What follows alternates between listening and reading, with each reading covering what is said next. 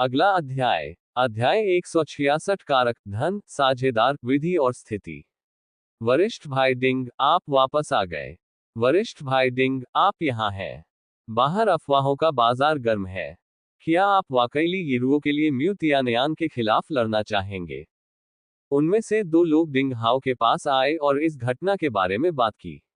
उन सभी के चेहरे पर चिंता के भाव थे। उन्हें आज पता चला कि डिंग हाओ को मुकदमे में कितनी सारी चीजों का सामना करना पड़ा था। डिंग हाओ ने अपना सिर हिलाया और मुस्कुराया। ये सच है। इस बारे में फिर से बात मत करना। तुम इतने उत्साहित हो, क्या हुआ? झांग फैन और वांग शियाओकी ने एक दूसरे को देखा और वांग ने मुस्कुराते हुए कहा, मैं तुम्हारे साथ इस बारे में बात करने जा रहा हूं। आज शियाओफेन और मैंने एक छोटा सा व्यवसाय किया और हमने तीसरी सीढ़ी क्षेत्र के व्यावसायिक जिले में एक इमारत खरीदी। एक इमारत? डिंग हाओ को आश्चर्य हुआ। हाँ, वह तियानली अटारी है। पिछली बार जब आपने डुआन तियानली के नेतृत्व वाले बकवास शिष्यों के समूह को हराने के लिए अपनी महान जादुई शक्ति दिखाई थी, तब से तियानली अटारी की स्थिति दिन ब दिन खराब होती जा रही है। यह मुश्किल से अपना व्यवसाय जारी रख सकता है, इसलिए यह एक सूची बनाना और अपना व्यवसाय स्थानांतरित करना चाहता है। मैंने जियाओफान के साथ इस पर चर्चा की और उसके व्यवसाय को स्वीकार कर लिया। वांग जियाओकी मुस्कुराया। वास्तव में, मुझे कुछ भी समझ में नहीं आ रहा है। यह जियाओकी है जो महसूस करता है कि ऐसा व्यवसाय अच्छा है। पैसे जियाओकी द्वारा भुगतान किए जाते हैं, 1 मिलियन सोना। जियाओकी ने कहा कि भविष्य की निर्णय लेने की शक्ति हम सभी के द्वारा साझा की जाएगी।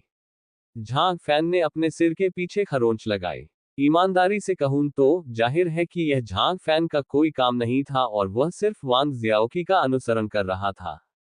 डिंग हाओ ने नीचे देखा और कुछ देर सोचा, और अचानक उसे लगा कि यह एक अवसर है। किसी शक्तिशाली व्यक्ति के विकास में उसकी प्रतिभा के अतिरिक्त 4 कारक शामिल होते हैं: धन, साथी, विधि और स्थिति। धन का अर्थ है धन।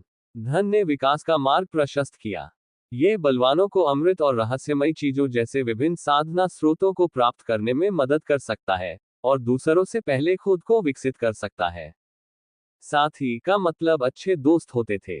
वे स्टॉर्म के लिए उसकी साधना के लिए सबसे बड़ा सहारा थे और उन्होंने उसे आत्मविश्वास और ताकत दी। विधि का अर्थ है साधना के लिए प्रभावी रणनीति और रहस्य। यदि मार्शल आर्ट क्षेत्र के प्रत्येक चरण में शक्तिशाली व्यक्ति उस चरण में सबसे प्रभावी रणनीति और रहस्यों का पता लगा सकता है, तो निस्संदेह वह अपने मार्शल आर्ट विकास के लिए एक ठोस नींव रख सकता है। स्थिति का मतलब था पद।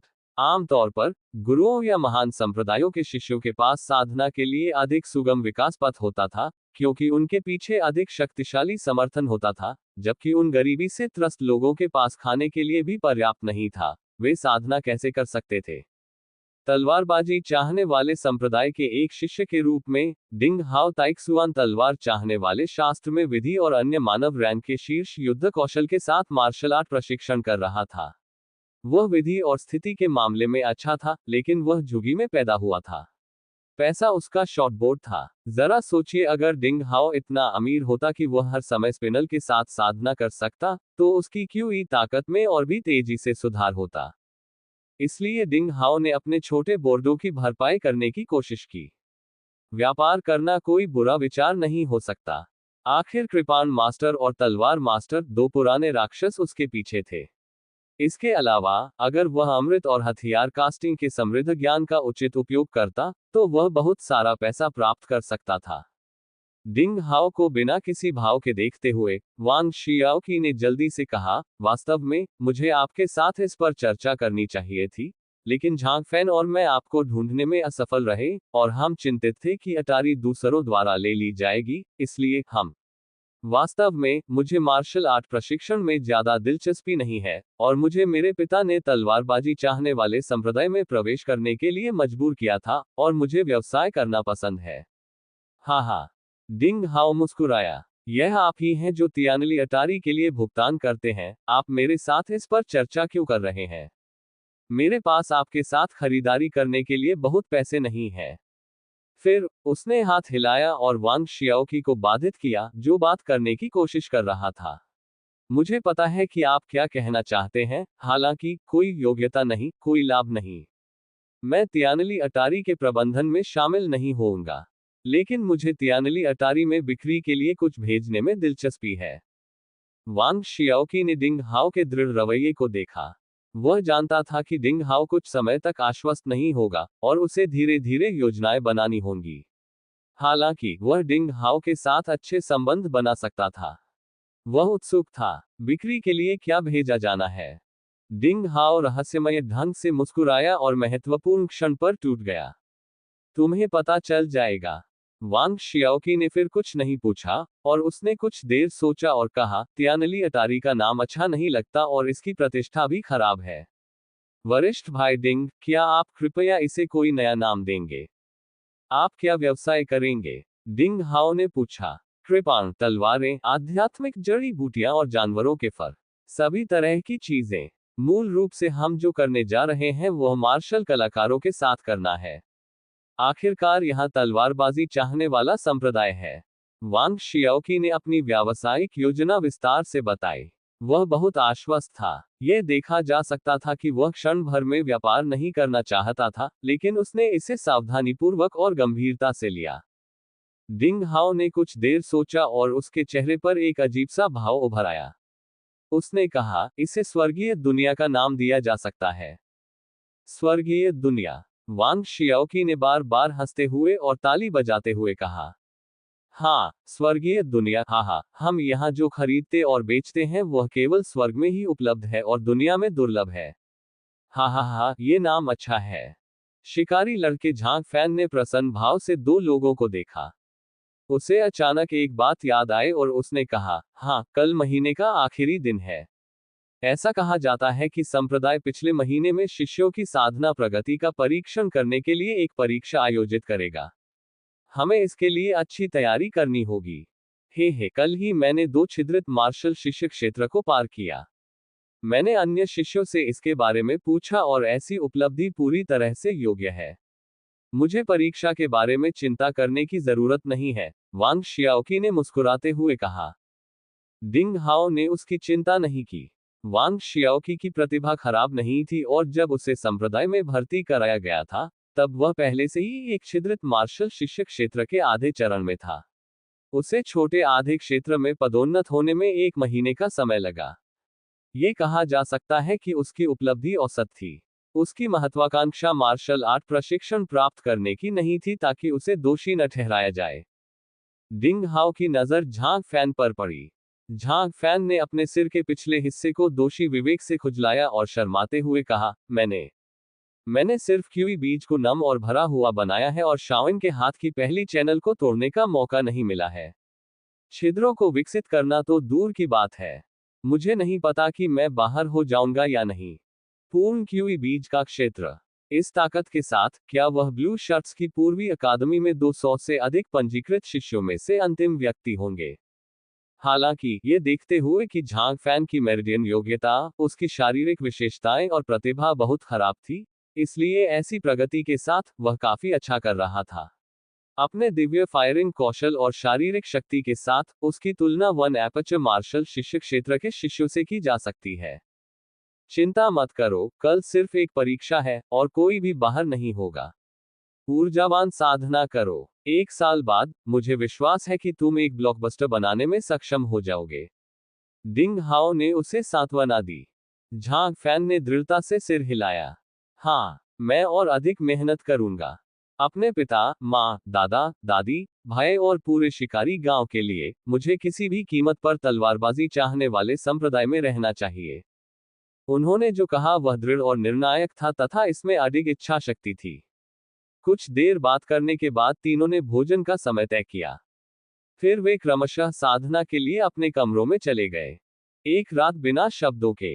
अगला अध्याय। अध्याय 167 परीक्षण मार्शल आर्ट परीक्षण में उत्तेजना। अगले दिन। परीक्षण स्थल ब्लू शर्ट्स की पूर्वी अकादमी का मार्शल हाउस। झुओ यीफेंग 3 छिद्रित मार्शल शिष्य क्षेत्र के प्राथमिक रैंक पर, साधना प्रगति है C+, आप बस ऐसे ही हैं और युवक, आप अपना जीवन बर्बाद कर रहे हैं। ली चेंग 2 छिद्र वाले मार्शल शिष्य क्षेत्र के मध्य रैंक में, साधना प्रगति C- है। खैर, आपकी खराब प्रतिभा को देखते हुए आप सबसे शर्मनाक नहीं है।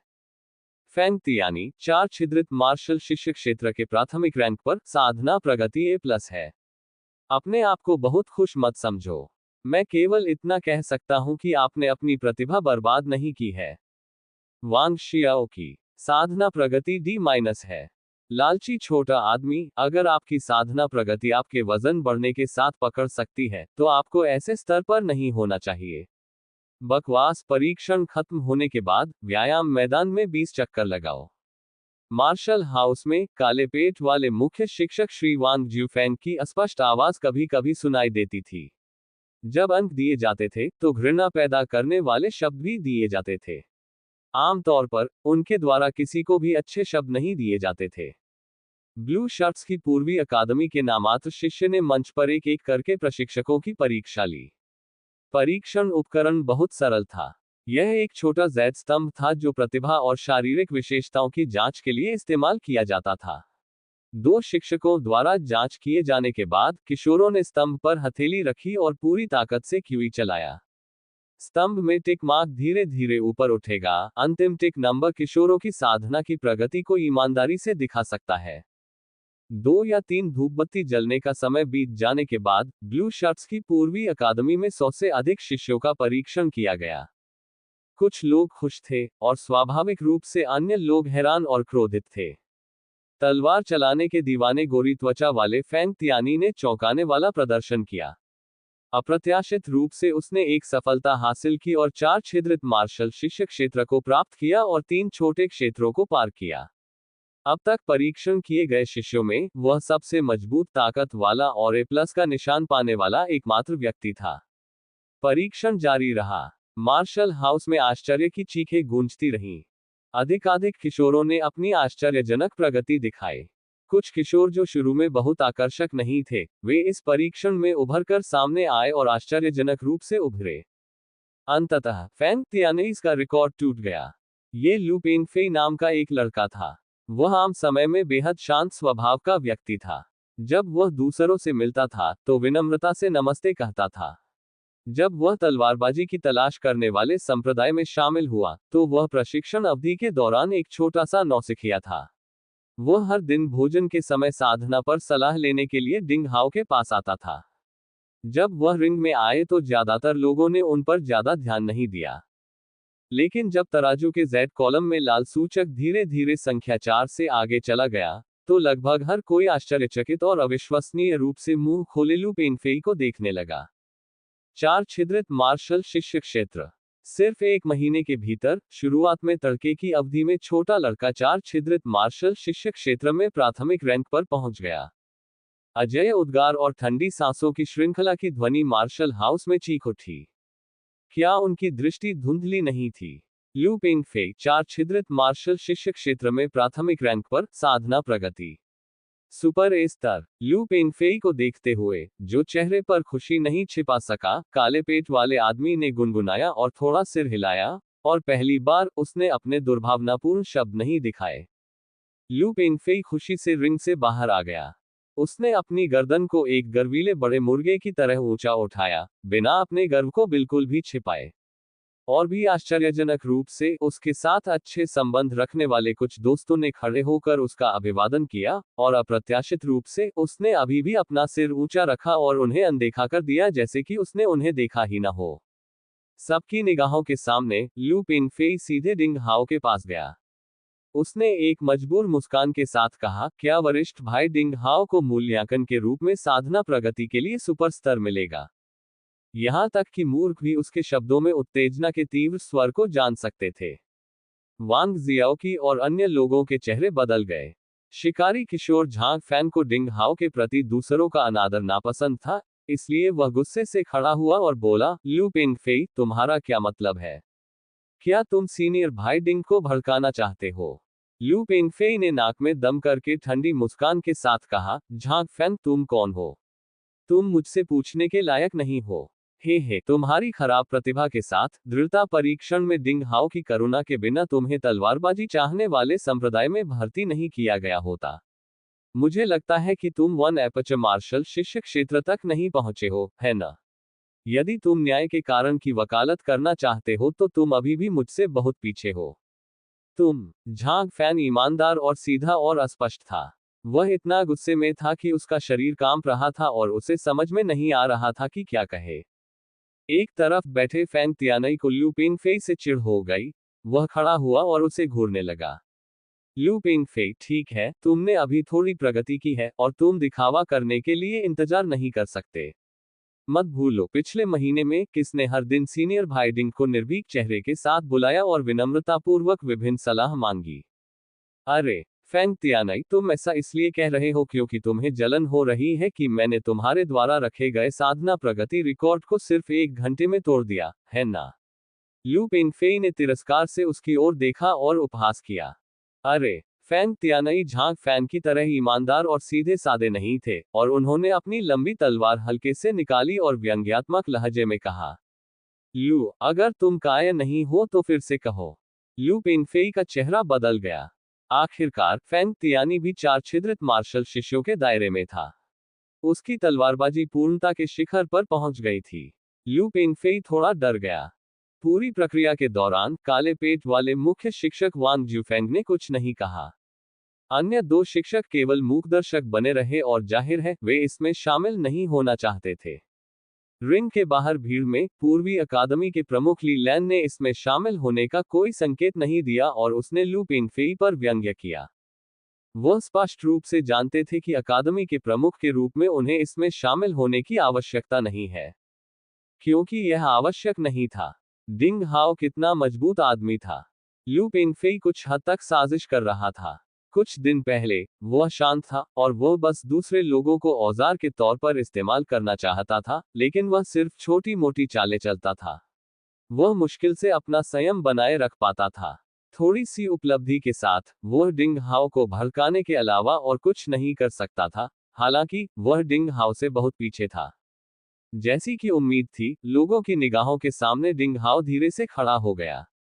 उसने लू पेंगफेई को चुपचाप देखा और उसे फिर से ऐसे व्यक्ति के रूप में जानने के लिए गंभीरता से जांचा। अजीब बात यह है कि लू पेंगफेई, जो अभी पूरे आत्मविश्वास के साथ था, जब उसने शांत दृष्टि को मजबूत पैठ के साथ देखा तो उसे बिना किसी कारण के एक दोषी विवेक हुआ। उसने डिंग हाओ को पीछे देखने की हिम्मत नहीं की और अनजाने में अपना सिर घुमा लिया। डिंग हाओ के मुंह के कोनों में हल्की सी तिरस्कार भरी हंसी झलक रही थी। लू पेंगफेई को तुरंत कुछ समझ में आया। धिक्कार है, ऐसा कैसे हो सकता है? जाहिर है वह डिंग हाओ को चुनौती देना चाहता था। आंख से आंख मिलते ही उसने हिम्मत क्यों खो दी? ऐसा क्यों हुआ? वह तुरंत पलटा, अपने आप को मजबूरन अपना सिर ऊपर उठाया और डिंग हाओ को घूरकर अपनी शांति और बहादुरी दिखाने की कोशिश की। अध्याय 168 मुंह पर जोरदार तमाचा। हालांकि ऐसा टकराव केवल कुछ क्षण तक ही चला। डिंग हाओ की शांत और स्थिर आंखों को देखकर उसने अप्रत्याशित रूप से अपना सिर फिर से नीचे कर लिया। दूर से ली लैन ने यह दृश्य देखा और अपने अवलोकन को जारी रखने में पूरी तरह से रुचि खो दी। लू पेंगफेई में वास्तव में योजना बनाने की प्रतिभा थी और उसकी साधना की प्रगति कुछ मूल्य के साथ तेजी से हुई थी। डिंग हाओ के सामने खड़े होकर उसने अपनी कायरता दिखाई जिसे छिपाना मुश्किल था। इससे ली लैन को यकीन हो गया कि लू पेंगफेई ज्यादा काम का नहीं है। इस समय भीड़ में से किसी ने उपहास किया। लू पेंगफेई इस उपहास से परेशान हो गया। अपने दिल में उसने बिना आवाज के लेकिन जोर से खुद को प्रोत्साहित किया। डरो मत, डरो मत। अब मैं पहले से ही 4 छिद्रित मार्शल शिष्यों के दायरे में हूं और मैं डिंग हाओ से बिल्कुल भी कमजोर नहीं हूं। मुझे उससे क्यों डरना चाहिए? मैंने 1 महीने तक इसे सहन किया है, क्या आज के लिए मेरी सहनशीलता नहीं है? आज ब्लू शर्ट्स की पूर्वी अकादमी में डिंग हाओ के मिथक को तोड़ने का सही समय है। वापस देखो। वापस देखने का मतलब है कि मैं जीत गया हूं। लू पेंगफेई ने साहस के साथ फिर से डिंग हाओ की आंखों में देखा। हालांकि अब उसके पास कोई मौका नहीं था। डिंग हाओ ने निराशा से अपना सिर हिलाया और उसने लू पेंगफेई की तरफ नहीं देखा। न तो तेजी से और न ही धीरे से, बल्कि हल्के से, डिंग हाओ रिंग पर परीक्षण के लिए जेड कॉलम की ओर चला गया। लू पेंगफेई अचानक मूर्खतापूर्वक अपनी जगह पर खड़ा हो गया। एक अच्छी तरह से तैयार मुट्ठी के हवा में प्रहार की तरह, वह लगभग आंतरिक रूप से घायल हो गया। ब्लू शर्ट्स की पूर्वी अकादमी के सभी शिष्य उत्साहित थे। क्या वरिष्ठ भाई डिंग हाओ का अंततः परीक्षण हो गया है? नीली शर्ट्स की पूर्वी अकादमी में असली ताकतवर आदमी किस क्षेत्र तक पहुंच गया था? लू पेंगफेई उस जगह पर अकेला खड़ा था। उसने गुस्से में अपने दांत पीसते हुए डिंग हाओ की तरफ देखा। डिंग हाओ द्वारा उसे पूरी तरह से अनदेखा करना उसे गुस्से में अपमान जैसा लगा। घृणित और तिरस्कार भरी निगाहों को अनदेखा करते हुए और डिंग हाओ की पीठ को घूरते हुए वह क्रोधित हो गया और उसका चेहरा लाल हो गया और उसने कहा, असाधारण प्रतिभा के साथ वरिष्ठ भाई डिंग को साधना प्रगति के लिए कम से कम सुपर ए प्राप्त करना चाहिए था। यदि आपका ग्रेड मुझसे कम है तो ये बहुत शर्मनाक होगा। परीक्षण जेड स्तंभ के सामने खड़े होकर डिंग हाओ ने लू पेंगफेई की ओर देखा, फिर घूमकर अपनी एक हथेली जेड स्तंभ पर रख दी। सफेद सूट जेड पत्थर के आधार पर एक हल्का चांदी का क्यूई धीरे धीरे ऊपर उठा और पलक झपकते ही ये स्केल 1, स्केल 2, स्केल 3 से आगे निकल गया। फिर ये थोड़ा धीमा हो गया, धीरे धीरे एक अदृश्य गति से बढ़ रहा था और यह बहुत तेजी से स्केल 4 के करीब पहुंच गया। सभी लोगों की गहन एकाग्रता में अंततः तराजू का सूचक तराजू 4 से थोड़ा आगे निकल गया और धीरे धीरे बढ़ती प्रवृत्ति रुक गई। लू पेंगफेई की आंखें चमक उठी और वह इतना उत्साहित हो गया कि वह शर्मा गया। हा हा हा हा हा हा हा, स्केल 4, 4 छिद्रित मार्शल शिष्य क्षेत्र, हा हा हा, डिंग हाओ, आप वास्तव में 4 छिद्रित मार्शल शिष्य क्षेत्र तक पहुंच गए। हाँ हाँ, मुझे याद है जब 5 अकादमियों के बीच मार्शल आर्ट की पहली प्रतियोगिता हुई थी, अपनी ताकत के साथ आप 2 छिद्रित मार्शल शिष्य क्षेत्र तक पहुंच गए थे। 1 महीने के बाद आपको 4 छिद्रित मार्शल शिष्य क्षेत्र मिल गया। ये बहुत धीमा है। ये बहुत धीमा है। आप साधना प्रगति के लिए B+ भी हासिल नहीं कर पाएंगे। आह हा हा। लू पेंगफेई जोर से और उन्मादपूर्ण ढंग से हंसा और उसके दिल में सभी भय और ईर्ष्या इस पल में बह गए। हालांकि बस तभी अचानक लू पेंगफेई ने देखा कि डिंग हाओ के मुंह पर ताना मारने वाला भाव दिखाई दिया।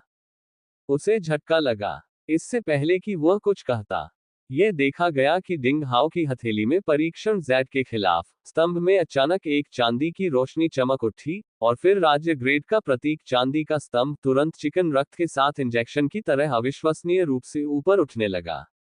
पलक झपकते ही ये स्केल 5 के पार चला गया और फिर बिना किसी कठिनाई के यह ऊपर उठा और बिना किसी सस्पेंस के स्केल 6 को तोड़ दिया।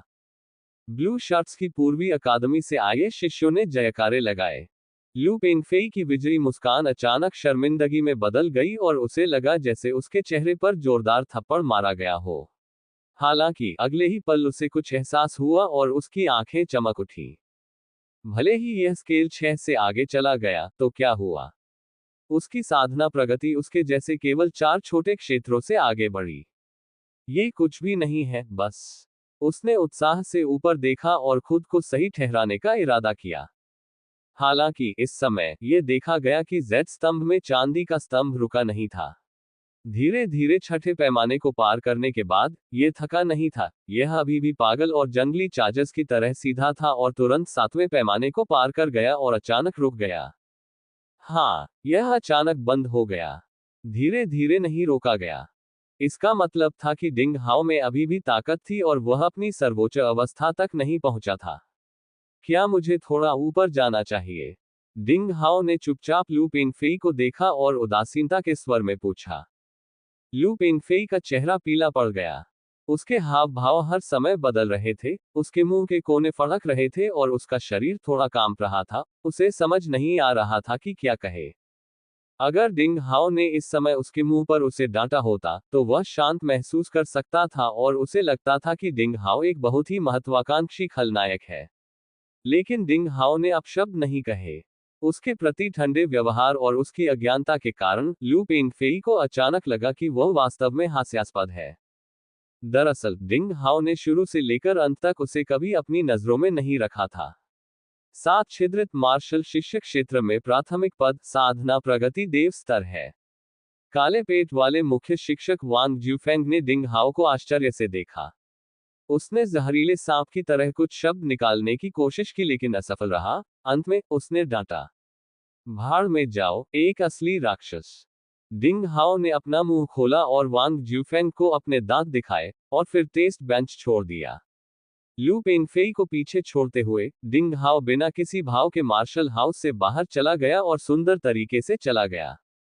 चून की परीक्षा समाप्त हो चुकी थी, इसलिए समय बर्बाद करने के लिए यहाँ रुकना आवश्यक नहीं था। लू पिंगफेई, जो ठंड से मरने वाला लग रहा था, मूर्खतापूर्वक उस स्थान पर खड़ा रहा और उसे पूरे शरीर में ठंड महसूस हुई। अरे साले, तुमने सीनियर भाई डिंग हाओ को भड़काने की हिम्मत की। सफलता के नशे में चूर एक छोटा आदमी। मैं सचमुच अंधा हूं और मैं उसे अपना मित्र मानता हूं।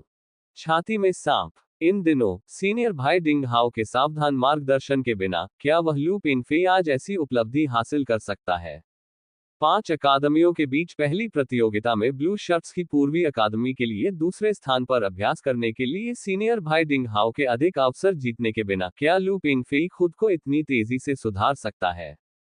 भविष्य में इस खलनायक से दूर रहना धिक्कार है, उसे देखना दुर्भाग्य है। अन्य शिष्यों की अभद्र टिप्पणियां लू पिंगफेई के कानों में स्पष्ट रूप से आईं। उसने शून्य भाव से ऊपर देखा और पाया कि सामान्य समय में दिखने वाली वे दयालु और स्नेही आंखें घृणा और तिरस्कार से भरी हुई थीं, तथा वे सब उससे दूरी बनाए हुए थीं। ऐसा क्यों हुआ? ये लोग वास्तव में डिंग हाओ के प्रति पक्षपाती हैं। अरे, मुझे पता है, ऐसा होना चाहिए कि मैं पर्याप्त रूप से मजबूत नहीं हूं। जब मैं डिंग हाओ से आगे निकल जाऊंगा, तो मुझे उन लोगों को, जो मुझे नीची नजर से देखते हैं और मेरा अपमान करते हैं, मेरे सामने घुटने टेकने और दिल खोलकर रोने देना चाहिए। अध्याय 169 विदाई छोटी लड़की डिंग डिंग। लू पिंगफेई की आंखों में गंभीरता की एक किरण चमकी, उसने नाक भान सिकोड़ी और मार्शल हाउस से बाहर चला गया। किसी ने भी उस पर ध्यान नहीं दिया। तभी पीछे से काले पेट वाले मुख्य शिक्षक वांग ज्यूफेंग द्वारा अन्य शिष्यों के बारे में परीक्षण मूल्यांकन की आवाज सुनाई दी। झांग फैन, तुम्हारा क्यूई बीज पूर्ण है, एक छिद्रित मार्शल शिक्षक क्षेत्र से आधा कदम, साधना प्रगति के लिए C+। वैसे तुम्हारी ताकत कम है, लेकिन तुम्हारी प्रतिभा के साथ क्यूई का तुम्हारा सफल मार्गदर्शन असाधारण है। बहुत बढ़िया लड़के, कड़ी मेहनत करते रहो। रिंग के नीचे जयकारे और बधाइयां गूंजने लगी। लू पिंगफेई थोड़ी देर के लिए रुक गया।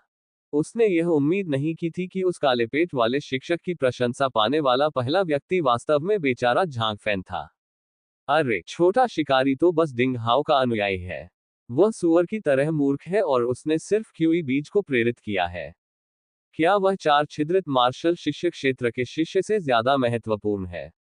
इसके अलावा, इस लड़के के अन्य शिष्यों के साथ अच्छे संबंध हैं, इसलिए उसे अन्य लोगों की बधाइयां मिल रही हैं। उसने मन ही मन बहुत कोसा। ये कुछ भी नहीं है। वैसे भी, मैं 4 छिद्रित मार्शल शिक्षक क्षेत्र में रहा हूं और मैं डिंग हाओ के बाद दूसरा गुरु हूं। भविष्य में एक दिन, मैं डिंग हाओ और यहां तक कि सभी शिष्यों से भी आगे निकल जाऊंगा। इस तरह सोचते सोचते आखिरकार वह थोड़ा संतुलित हो गया। लेकिन अगले ही पल, काले पेट वाले मुख्य शिक्षक वांग ज्यूफेन की आवाज उनके पीछे सुनाई दी। ली लैन, 7 छिद्रयुक्त मार्शल शिक्षक क्षेत्र में मध्य स्तर, साधना प्रगति के लिए देव स्तर। लू पिंगफेई स्तब्ध रह गया और लगभग मार्शल हाउस के दरवाजे पर गिर गया। उसे केवल ऐसा महसूस हुआ जैसे कि उस पर बर्फ के पानी की एक बाल्टी डाल दी गई हो, और उसका पूरा शरीर इतना ठंडा था। ली लैन, अकादमी का डरपोक प्रमुख, वास्तव में वह 6 छिद्रित मार्शल शिक्षक क्षेत्र तक भी पहुंच गया है। मुझसे इतना अधिक। ये भी भगवान का स्तर है। ऐसा क्यों होता है? उसका सारा आत्मविश्वास काले बादलों में बदल गया और तुरंत गायब हो गया। Dot dot dot. ठीक है, अप्रत्याशित रूप से, Z परीक्षण स्तंभ सिर्फ क्यूई क्षेत्र का परीक्षण करने के लिए नहीं है, बल्कि असली युद्ध शक्ति दिखाने के लिए भी है। इतना बुरा नहीं है। इतना बुरा नहीं है। अन्यथा, मैं लू पिंगफेई कृतघ्न लोगों को डरा नहीं सकता था। डिंग हाओ अपने निवास की ओर जा रहा था। उसने इस बात को बहुत ज्यादा दिल पर नहीं लिया, लेकिन वह इस बारे में सोच रहा था कि पिछले कुछ दिनों में उसे संप्रदाय के जड़ी बूटियों के बगीचे और तलवार बनाने वाले हॉल में जाकर देखना चाहिए। आखिरकार, उसने 2 पुराने राक्षसों, तलवार मास्टर और कृपाण मास्टर के साथ अध्ययन किया था। सैद्धांतिक ज्ञान की इतनी लंबी अवधि के बाद, कुछ व्यावहारिक अभ्यास शुरू करने का समय आ गया था। वैसे भी, संप्रदाय के प्रमुख ने वादा किया था कि जड़ी बूटियों का बगीचा और तलवार बनाने का हॉल दोनों उसके लिए खुले हैं। यदि उसने ऐसे अच्छे अवसर का सर्वोत्तम उपयोग नहीं किया तो वह मूर्खता थी। म्याओ, प्यारी सी बिल्ली जागती हुई लग रही थी। वह अपनी बाहों से बाहर निकलकर आदतन डिंग हाओ के कंधे पर बैठ गई। उसने खुद को एक बिगड़े हुए बच्चे की तरह फैलाया और अपने होंठ डिंग हाओ के कान के पास रख दिए। म्याओ म्याओ म्याओ। डिंग हाओ को पता था कि यह छोटा पूर्वज भूखा था। हालांकि उसने सिर्फ ह्योलिएट खाया था, डिंग हाओ उसे कैसे पाल सकता था। डिंग हाओ को सिरदर्द महसूस हुआ और वह क्रिस्टल का उपयोग करने के लिए साधना में विलासी नहीं था। म्याओ म्याओ। प्यारी सी बिल्ली ने अपने बालों वाले और गर्म छोटे सिर का इस्तेमाल करते हुए डिंग हाओ के चेहरे को रगड़ा, लगातार एक बिगड़ेल बच्चे की तरह आकर्षक तरीके से अभिनय किया। डिंग हाओ ने आह भरी और स्टोरेज रिंग से एक क्रिस्टल निकाला। उसने जंग लगी तलवार से उसे काट दिया और प्यारी सी बिल्ली की ओर फेंक दिया। डिंग हाओ का दिल खून से लथपथ था। यह बहुत ज्यादा खर्चीला और बहुत बुरा था। क्रिस्टल से पालतू जानवर कौन पाल सकता है? म्याओ। छोटी बिल्ली ने खुशी से आवाज लगाई। उसके तीखे और पतले दांत अकल्पनीय ताकत से फट रहे थे जिससे वह कठोर क्रिस्टल को कुचल रहा था, मानो वह चीनी की गोलियां चबा रहा हो और उसे निगल रहा हो। सौभाग्यवश ये छोटी बिल्ली काफी समझदार थी। उसे ऐसा लग रहा था कि उसे पता है कि उसका मालिक गरीब है। उसने थोड़ा सा आधा खाया। हालांकि उसके पास पर्याप्त नहीं था, लेकिन उसने कोई परेशानी नहीं की। उसने गुलाबी जीभ का इस्तेमाल उसके तलवों और चेहरे पर बालों को कंघी करने के लिए किया, और फिर संतुष्टि के साथ कुछ बार सूंघा। डिंग हाओ के गाल पर कुछ बार रगड़ने के बाद, उसने आराम से उसके कंधों पर सूंघा। डिंग हाओ अपनी समझदारी भरी मुस्कान के बिना नहीं रह सका। उस छोटी सी चीज की उत्पत्ति रहस्यमय थी, और कृपाण मास्टर और तलवार मास्टर को इसके बारे में कुछ पता था, लेकिन वे इसके बारे में कुछ भी बताने को तैयार नहीं थे। डिंग हाओ को जिज्ञासा हुई, जब वह छोटा बिल्ली बड़ा हो जाएगा तो कैसा होगा? क्रिस्टल खाने वाली बिल्ली बहुत क्रूर हो जाएगी। उस समय वह डिंग हाओ का शक्तिशाली सहायक होगा। रास्ते में अन्य अकादमियों के कई नामात्र के शिष्य डिंग हाओ को देखते ही उससे दूर रहने की पहल करते थे, मानो वे प्लेग से बचने की कोशिश कर रहे हो। वास्तव में, जब से यह खबर फैली कि डिंग हाओ ने म्यू तियानयान के साथ युद्ध करने पर सहमति व्यक्त की है, तलवारबाजी चाहने वाले संप्रदाय के कई शिष्य, चाहे वे नामात्र के शिष्य हो या गैर संप्रदाय के, यहां तक कि कुछ आंतरिक शिष्यों ने भी डिंग हाओ के साथ सम्मानजनक दूरी बनाए रखना शुरू कर दिया। सभी की नजर में डिंग हाओ के जीतने की कोई संभावना नहीं थी। इसके अलावा, म्यू तियानयांग ईश्वर प्रदत्त प्रतिभा वाला एक अद्वितीय चरित्र था। डिंग हाओ ने म्यू तियानयांग के भाई को मार डाला और वे शाश्वत दुश्मन बन गए। हालांकि डिंग हाओ अब सुरक्षित था, लेकिन 3 साल बाद डिंग हाओ निस्संदेह मर जाएगा। कई शिष्य इस समय डिंग हाओ के बहुत करीब जाने को तैयार नहीं थे, ताकि डिंग हाओ के दोस्त के रूप में अफवाह न फैलाई जाए।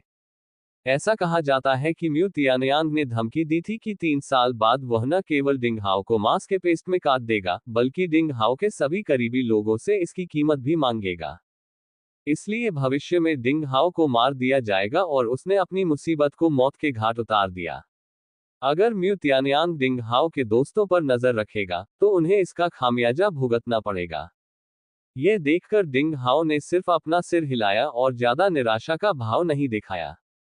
जंगल के कानून वाली इस दुनिया में चंचलता पहले से कहीं ज्यादा स्पष्ट थी। लाभ के पीछे भागना और नुकसान से बचना हर किसी की जिंदगी का तरीका था। लेकिन जल्द या बाद में उन्हें एक दिन पछतावा होगा। म्याओ। प्यारी सी बिल्ली ने एक नेक और तिरस्कार भरी नजर से अपने दांत खोले। हालांकि बस तभी, वाह प्यारी बिल्ली का बच्चा, एक बचकानी आवाज दाईं ओर से गुजरी। यह आवाज डिंग हाओ को बहुत परिचित लगी। चारों ओर देखने पर पता चला कि वह डिंग डिंग थी, भेड़ के सींग की चोटियों वाली, आग जैसी गर्म स्कर्ट पहने, बिजली और जैद की नक्काशी वाले चेहरे वाली, हाथ में एक छड़ी पर लाल चीनी से लिपटे हुए हौज पकड़े हुए, वही ईर्ष्या से उस छोटी प्यारी बिल्ली को देख रही थी। क्यों, यह आप हैं, वरिष्ठ भाई हाओ? डिंग डिंग ने पहली नजर में डिंग हाओ को पहचान लिया और वह आश्चर्यजनक रूप से छोटे पैरों के साथ डिंग हाओ के पास आए। नहीं, धीरे चलो, छोटी बच्ची, अपने कदमों का ध्यान रखो। डिंग हाओ मुस्कुराया, एड़ियों पर बैठ गया, छोटी सी उपद्रवी को पकड़ते हुए पूछा, तुम यहाँ क्यों आए हो? तुम्हारी बहन कहाँ है? छोटी लड़की ने अपने गुलाबी छोटे से मुंह बनाया और नाक सिकोड़ते हुए कहा, तुम सिर्फ मेरी खूबसूरत बड़ी बहन की परवाह करते हो और मुझे बिल्कुल भी याद नहीं करते। मैं तुमसे बात नहीं करूंगी। माथे पर कई झुर्रियां के साथ, डिंग हाओ को ये समझ में नहीं आया कि छोटी लड़की ने ऐसा कैसे कहा। छोटी लड़की बहुत समय से पहले पैदा हुई थी। वरिष्ठ भाई हाओ, ये प्यारी सी बिल्ली आपकी पालतू है। बहुत जल्दी छोटी लड़की ने अपना ध्यान दूसरी ओर लगा दिया। पानी भरी बड़ी आंखों से सफेद प्यारी सी बिल्ली को घूरते हुए मुस्कुराए, बहुत प्यारी है। इसे कुछ दिनों के लिए खेलने के लिए मुझे दे दोगे? म्याओ म्याओ म्याओ, प्यारी सी बिल्ली ने नकारात्मक उत्तर दिया। अध्याय 170 छोटा राक्षस डिंग डिंग। ये देखा जा सकता था कि मुड़े हुए कानों वाली छोटी बिल्ली इतनी घबराई हुई थी कि उसके सफेद बाल खड़े हो गए थे और धूमधनुष के आकार में मुड़ी हुई थी। उसके मुंह से निकलने वाली प्रदर्शनकारी हुटिंग वास्तव में डिंग डिंग से बेहद डरी हुई थी। अरे छोटे लड़के, वास्तव में डरपोक, आओ मुझे तुम्हें छूने दो। डिंग डिंग ने अपने गुलाबी और कोमल छोटे हाथों को बढ़ाते हुए कहा। हूट म्याऊं, प्यारी सी बिल्ली ऐसे चीखी मानो वह डर गई हो। उसने अपनी हथेलियों के नीचे छिपे अपने तीखे पंजे अनायास ही दिखा दिए, और डिंग डिंग के हाथ के पीछे खून के 3 निशान बना दिए। डिंग हाओ को आश्चर्य हुआ। प्यारी सी बिल्ली की प्रतिक्रिया के कारण डिंग हाओ बेहद हैरान था। डिंग डिंग नामक एक मासूम सी बच्ची के सामने बिल्ली बेहद डरी हुई निकली। अगले ही पल कुछ ऐसा हुआ जिससे डिंग हाओ को अजीब महसूस हुआ। अप्रत्याशित रूप से डिंग डिंग के हाथ के पीछे के 3 खूनी घाव ठीक हो गए और अगले ही पल इतनी तेजी से गायब हो गए कि उसकी आंखों से भी पता चल गया। उसके हाथ पर कोई निशान नहीं बचा था, जो अभी भी गुलाबी और कोमल था। डिंग डिंग को दर्द का एहसास नहीं था और उसने अपने हाथ बढ़ाकर संघर्ष कर रही बिल्ली को अपने हाथों में पकड़ लिया।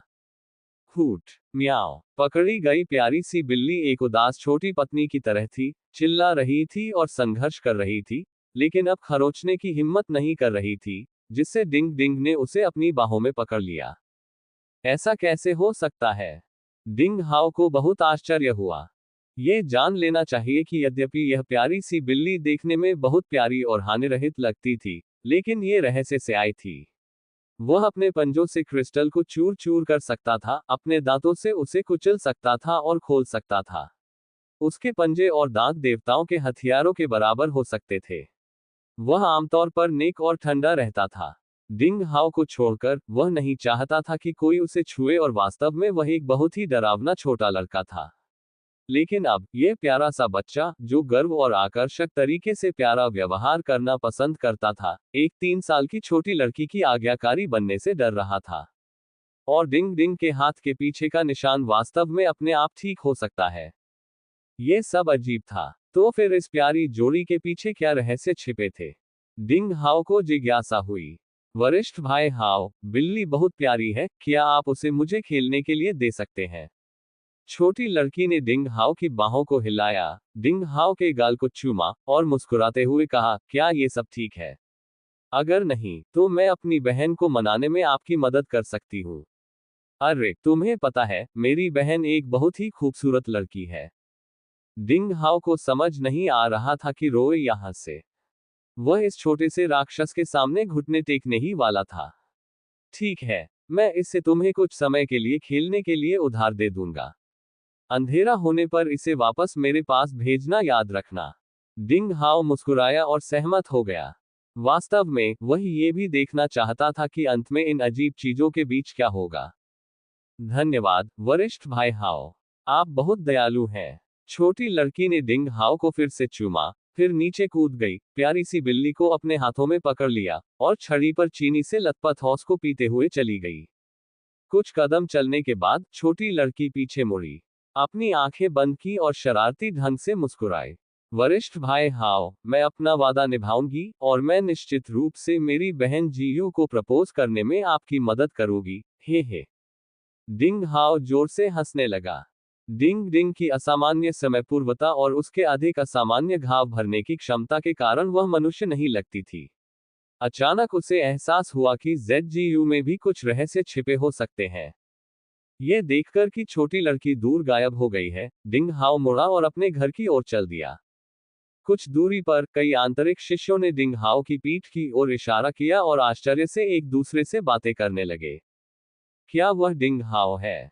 वह छोटे राक्षस के साथ खेलने के लिए वास्तव में असाधारण है। अच्छा, उस छोटी राक्षसी को एक खिलौना मिल गया है और अब वह हमें परेशान नहीं करेगी। जितनी जल्दी हो सके उस छोटी लड़की को दूर जाने दो। अगर ब्लॉसम स्वॉर्ड लू यू की आंतरिक बुजुर्ग ने उसकी रक्षा नहीं की, तो मैं वास्तव में उसे बेचना चाहता हूँ। वह वास्तव में डरावनी है। 3 साल से भी कम उम्र की एक छोटी लड़की तलवारबाजी चाहने वाले संप्रदाय के अनुयायियों के लिए लगभग एक दुष्स्वप्न बन गई है। मुझे सचमुच संदेह है कि वह छोटी लड़की वास्तव में मानव त्वचा वाली शैतान है। डिंग हाओ ने न तो डिंग डिंग का गुप्त रूप से पीछा किया और न ही इस असाधारण छोटी लड़की के बारे में चिंतित था। ZGU की स्थिति और विचारों के लिए धन्यवाद, क्योंकि उसे राहत मिली थी कि डिंग डिंग पहाड़ के चारों ओर घूम रही थी। इसका मतलब था कि उसे इस बात की चिंता नहीं थी कि यह छोटी लड़की गायब हो जाएगी। अपने निवास पर वापस आकर डिंग हाओ शांत हो गया और अपनी साधना करने लगा। इस अवधि के दौरान डिंग हाओ ने अपनी सीख को हल्के में लिया और सभी प्रकार की मार्शल आर्ट और उड़ान कौशल के मामले में उसने एक बड़ी सफलता हासिल की। अगले 6 या 7 दिनों में 5 अकादमियों के बीच दूसरी मासिक प्रतियोगिता आयोजित की जाएगी, और डिंग हाओ के मन में एक अजीब सी कल्पना थी कि वह पहला स्थान बनाए रखना चाहता था, इसलिए उसे और अधिक कठिन तरीके से साधना करनी चाहिए। इस बार सकारात्मक शक्तियों पर भरोसा करते हुए वह ली मुयुन और अन्य शक्तिशाली लोगों को ईमानदार तरीके से हरा देगा। इसके अलावा इन दिनों जब वह संप्रदाय में वापस आया, तो डिंग हाओ ने भी गुप्त रूप से कविता के अर्थ के बारे में पूछताछ की। हवा और बर्फ में तलवारबाजी की तलाश करने वाले गुरु स्वर्ग के विशाल में साधना कर रहे थे, और एक सफेद क्रेन की तरह वह ठंडी रात में नीली शर्ट पहने हुए थे। कविता अंत में किसका उल्लेख करती है, लेकिन दुर्भाग्य से ये तलवारबाजी की तलाश करने वाले संप्रदाय के लिए वर्जित लग रहा था। निचले स्तर के शिष्यों को पता नहीं था, और थोड़े उच्च स्तर वाले व्यक्ति ने कविता का उल्लेख होने पर अपना चेहरा बदल दिया और वे कुछ और नहीं कहना चाहते थे। भले ही काले पेट वाले आदमी वांग ज्यूफेंग ने कभी कविता के बारे में बात नहीं की थी। डिंग हाओ ने विभिन्न स्रोतों से पूछताछ की, लेकिन उसे हार माननी पड़ी। नीली शर्ट वाला वह अजीब आदमी जिसने उसे अनाम तलवारबाजी की कला सिखाई थी, इन दिनों कभी दिखाई नहीं दिया था। ... 3 दिन बीत गए। इस दौरान एक बार छोटी लड़की डिंग डिंग प्यारी सी बिल्ली के साथ आई। डिंग हाओ को नहीं पता था कि छोटी लड़की ने क्या हुनर दिखाया कि एक दूसरे से बिल्कुल अलग रहने वाली प्यारी सी जोड़ी अब अविभाज्य दोस्त बन गई। प्यारी सी बिल्ली डिंग डिंग की बाहों में एक बिगड़ेल बच्चे की तरह गर्व और आकर्षक तरीके से पेश आती थी। डिंग हाओ को आखिरकार यह जानकर भरोसा हो गया कि छोटी लड़की डिंग डिंग वास्तव में उससे कहीं ज्यादा अमीर थी। जेली बीन्स फेंकने की तरह उसने छोटी प्यारी बिल्ली को क्रिस्टल खिलाए। युवक, प्यार में तुम बहुत भाग्यशाली हो। मेरी बहन तुम्हें याद कर रही थी, छोटी लड़की ने डिंग हाओ को चिढ़ाते हुए कहा। लेकिन इन दिनों मेरी बहन अपने शरीर में रक्त की शक्ति को प्रेरित कर रही थी। यह एक महत्वपूर्ण समय था, इसलिए वह तुमसे मिलने नहीं आ सकी। युवक, किसी लड़की के साथ खिलवाड़ करने में जल्दबाजी नहीं करनी चाहिए। अपनी बात समाप्त करने के बाद यह अपरिपक्व असामान्य छोटी लड़की हंसने लगी और गर्वित तथा आकर्षक बिल्ली के साथ खेलने चली गई। डिंग हाओ ने अपना सिर हिलाया और मुस्कुराया। खियाजी जियू ने अंततः अपनी रक्तरेखा शक्ति को प्रेरित किया। वह नहीं जानता था कि अगली बार हल्के लाल कवच में एक साफ सुथरी सुंदर लड़की के रूप में उसकी ताकत में किस हद तक सुधार होगा। अगले कुछ समय तक डिंग हाओ की समय सारिणी हर दिन कड़ी थी। अपनी कक्षाओं के अलावा वह दिन रात साधना भी करते थे। इसके अलावा हर दिन उन्हें झुग्गी झोपड़ी में बच्चों को पढ़ाने के लिए समय निकालना पड़ता था। रहस्यमय मुनाफाखोर तियानशु में जिम्मेदारी का भाव था। हालांकि वह आदतन 1-2 तांबे के सिक्के काटता था, लेकिन वह बच्चों के साथ बुरा व्यवहार नहीं करता था। डिंग हाओ से चांदी के पैसे प्राप्त करके उसने अजेय मार्शल आर्ट अकादमी की इमारतों का जीर्णोद्धार किया। कुछ साधारण हथियारों से ऊबकर उसने बच्चों के भोजन की उचित व्यवस्था की। चूंकि वे प्रतिदिन मांस खाते थे, इसलिए छोटे बच्चे दुबले पतले और पोषण की कमी से कमजोर होते थे, लेकिन अब वे लंबे और मजबूत हो गए हैं और उनके चेहरे चमकदार और चिकने हो गए हैं। इस तरह भले ही वे भविष्य में वास्तव में योद्धा नहीं बन सके, लेकिन वे खुद को सुरक्षित रखने के लिए फिट रह सकते थे और मार्शल आर्ट के कुछ कौशल सीख सकते थे, और जो उन्होंने सीखा वह पर्याप्त से अधिक था।